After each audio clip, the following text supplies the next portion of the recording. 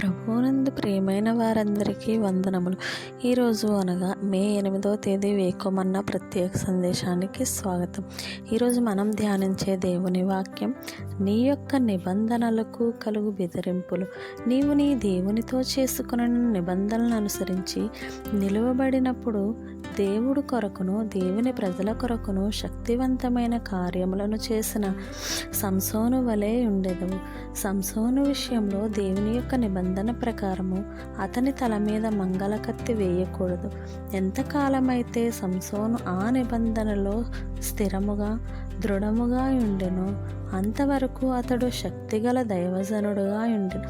అయ్యో, ఎంత విచారకరము! దెలీలా యొక్క ప్రభావము వలన అతడు ఆ నిబంధనను బద్దలు చేసి తద్వారా మిక్కిలి పరితాపకరమైన మరణము నొందవలసి వచ్చెను. సంసోను అనగా సూర్యుని వంటి వాడు అని అర్థము. సూర్యుడు అనగా నీతి సూర్యుడై ఉన్న మన యేసుని సూచించుచున్నది. సంసోను వలె మనము కూడా సూర్యుని వలె నుండుటకు లేక మన యేసు వలె ఉండుటకు పిలువబడి ఉన్నాము. దెలీలా లోకమునకును లౌకిక సంతోషములకును సూచనగా ఉన్నది. దెలీలా అను మాటకు సుకుమారమైన అని అర్థము. మనము దేవునితో చేసుకున్న నిబంధనకు సంబంధించిన పునాదులను సుకుమారమైన లోకభోగములు లోపల వినాశనమును కలుగచేయను. అటువంటి వారి యొక్క ముగింపు సంసోను యొక్క ముగింపు వలనే చాలా పరితాపకరమైన ముగింపుగా నుండును.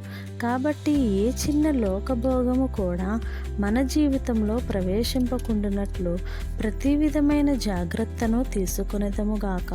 కొన్ని పర్యాయములు మన యొక్క వస్త్రధారణ, ప్రవర్తన లేక ఇతరులతో మన యొక్క నడవడి మూలముగా మన ఆత్మీయ జీవితమును నాశనము చేయు కుయుక్తిగల దెలీలా మన జీవితంలోనికి మెల్లగా ప్రాకి వచ్చుటకు చోటిచ్చుచుందుము.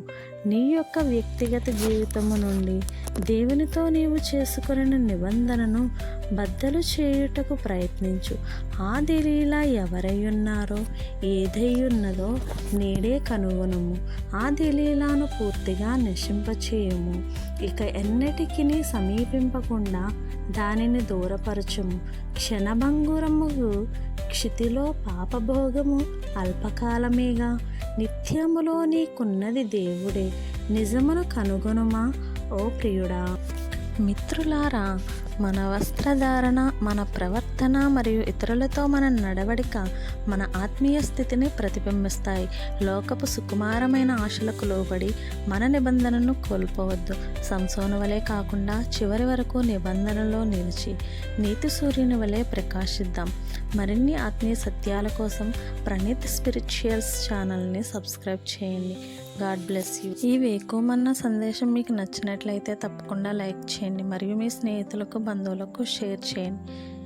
రేపటి వేకుమన్న సందేశంతో మళ్ళీ కలుసుకుందాం. ప్రభువు మిమ్మల్ని దీవించి ఆశీర్వదించునుగాక. ఆమేన్.